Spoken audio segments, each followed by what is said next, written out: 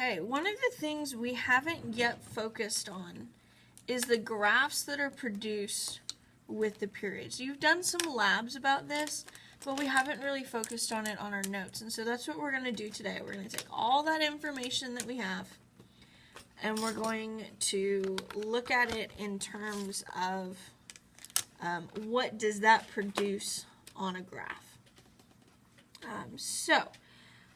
We're going to mark some things on the graph. You're going to want a couple markers or colored pencils or something. This is going to be a very colorful page by the end of this. And then we're going to answer all the questions in color code, all of the different things. So go ahead and pause the video. I'll let y'all get your materials together for the day.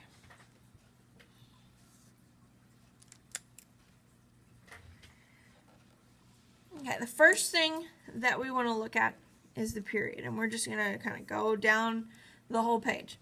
First thing we want to do is look at the period on our graph. So here we have position and we have time, and so this is where it is. So here, this is going to be the farthest it is from the equilibrium. 0 is equilibrium, so this is our amplitude. And the period is how long it takes for one oscillation. So that's going to be here. It's going to go all the way to the bottom, and then it's going to come back up to the top. So imagine this being like a hanging spring oscillator. Okay, so one like this that we've done. And then it's going to go down and then up and then whatnot. Okay, so the period, this is one cycle. Okay, from 0 over to here. And so that time that it took to do that is going to be 1.80 seconds. From that period, we can calculate the frequency, because we know that frequency is 1 over period. So 1 divided by 1.8 is 0.55 seconds to the negative 1.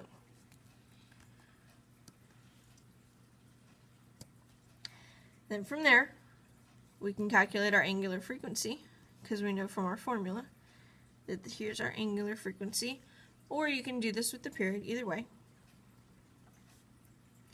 So 2 pi times our angular frequency of 0.55 is going to give us 3.49 seconds to the negative 1. And then from the graph, we can find our amplitude, because it oscillates. Here's the equilibrium point. Highest point is 2 up or 2 down. So our amplitude is 2 meters. Okay, so let's go ahead and label our amplitude on our graph. So we're going to do this here. So this is positive amplitude and negative amplitude.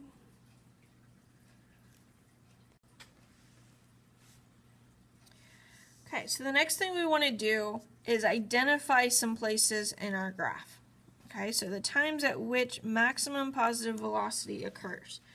Okay, and this is going to happen at the equilibrium points. Okay, so wherever it is at equilibrium. And positive velocity means that it's going upward, so positive slope. So we're going to label these. I'm going to label it with green. And then up on my graph, I'm going to find my equilibrium. This is a negative slope. So over here, this is my positive slope. And then equilibrium negative slope. And here's my positive slope. So those are going to be my maximum positive velocities. So I'm going to list those. So I have 1.35 seconds. And I have that at 3.15 seconds. So maximum positive velocity. Now the next one is maximum negative velocity. And so that's going to be still at the equilibrium. And these are going to have a negative slope. So I'm going to label these in a different color.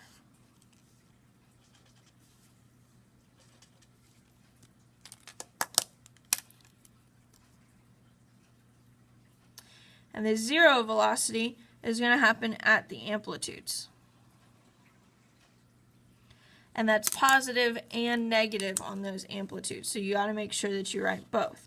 So at each of my maximums, each of my peaks, and the bottoms, that's where I'm going to have my negative velocity. So, and I forgot to write the times here. So for maximum negative velocity, we had 0.45 seconds and 2.25 seconds. And then for zero velocity, that happened at 0. I'm going to leave the unit off just to simplify our numbers. 0.9, 1.8, 2.7, and 3.6. And I can't leave the units off. There we go. Okay, for our maximum velocity, remember that the formula that we just learned yesterday was V equals amplitude times angular frequency. We have our angular frequency and we know our amplitude. So we can figure out that that's 2 times 3.49. That gives us a maximum velocity of 6.98 meters per second. Now, if we were in a calculus-based physics, we could figure that out and actually look at the slope along this point. But we are not doing that because we are not a calculus-based class.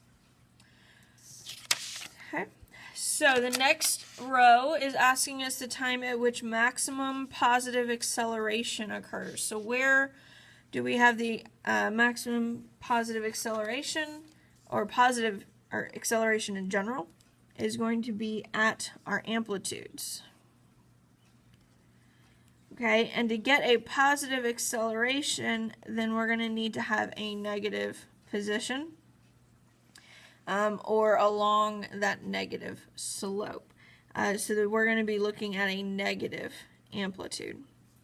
Okay, so negative position, negative amplitude. So that, let's see, we'll do this in pink. And I'm going to circle these points on my graph. So it's going to be negative position, which is going to be here and here. So I'm going to write those times down. That'll be 0.90 and 2.70 seconds. And then if we have negative acceleration, that's positive x. So that occurs at my positive amplitude.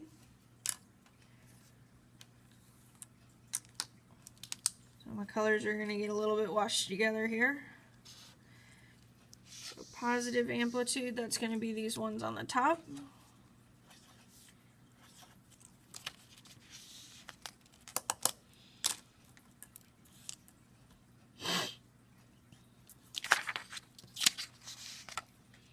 So for my times, it's going to be 0 seconds, 1.8 seconds, and 3.6 seconds. Zero acceleration is going to happen at x equals 0. So at my equilibrium point.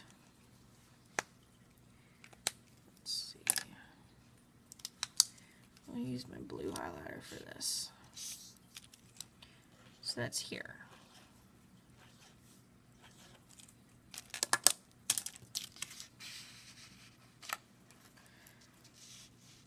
So notice that the maximum or zero acceleration occurs when I have my maximum on my velocities.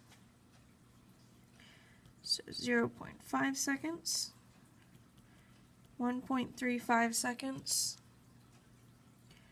2.25, and 3.15. And if we wanted to calculate our maximum velocity, our maximum acceleration, we have our amplitude times our angular frequency squared. So that gets us 24.37 meters per second squared.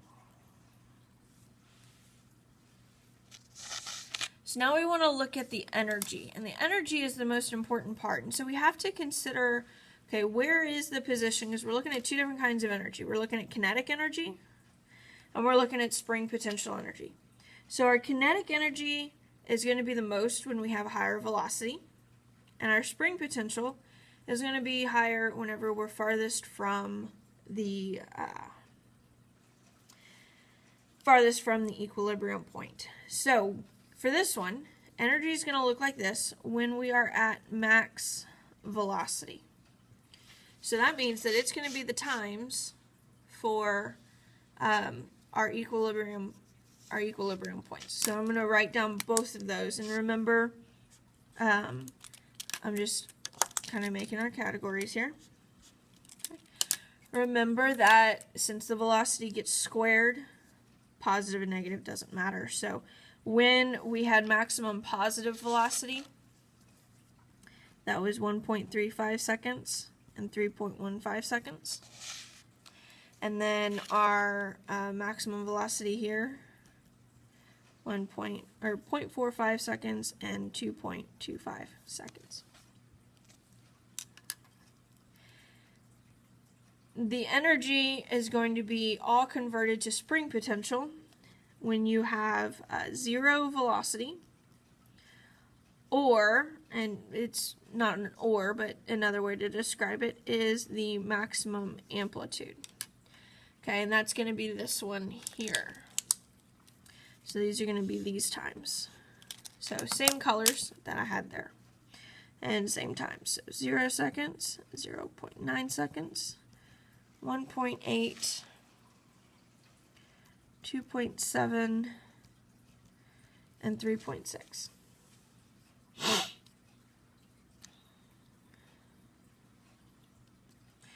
On this next one, this is a little bit different here, okay? So we have higher velocity, but some potential energy. So what we have is we have 3/4 of our speed, sort of, and our position is 1/3. So this is going to be when our x is somewhat stretched, but not beyond halfway. So between 0 and 1 from our equilibrium, because we have just a little bit of energy. So 0.5 and negative 0.5. I'm going to mark those on my graph. I'm going to circle those with a red pen. Okay, so at 0.5, so we have close to a high velocity, but little amounts of energy. So it's going to be here, here, and we're going to do this all along our graph. So we've got a bunch of times for these.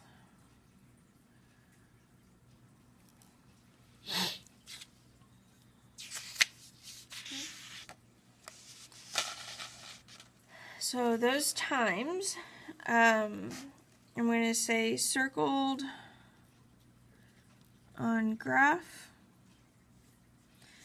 instead of writing down the times, because we have to estimate on that, and so I'm not going to worry about that. I just want you to know that it's going to be circled on the graph, and I'll leave that up there in just a second. Okay, so what is the equation that relates x and t? So that's going to be our position equation. So at any time we could figure out the position.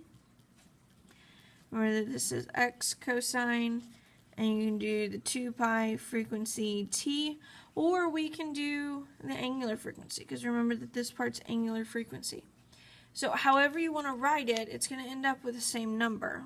So x is going to be our amplitude, which is 2, and then cosine, and I'm going to use our angular frequency here because it's easier, 3.49 times t. Now remember that we could write this out, so we would do x to cosine, and then our frequency was 2 pi 0.55 t. And then you could multiply the 2 and the 2.5. But your primary answer is going to look like that. So I'll put the graph back up here so I can copy all of that down. And again, a copy of this is provided on the lesson pass, and also Mr. has access to all of these files if you need any of them. So you need to continue working on your homework, and that'll be it for today.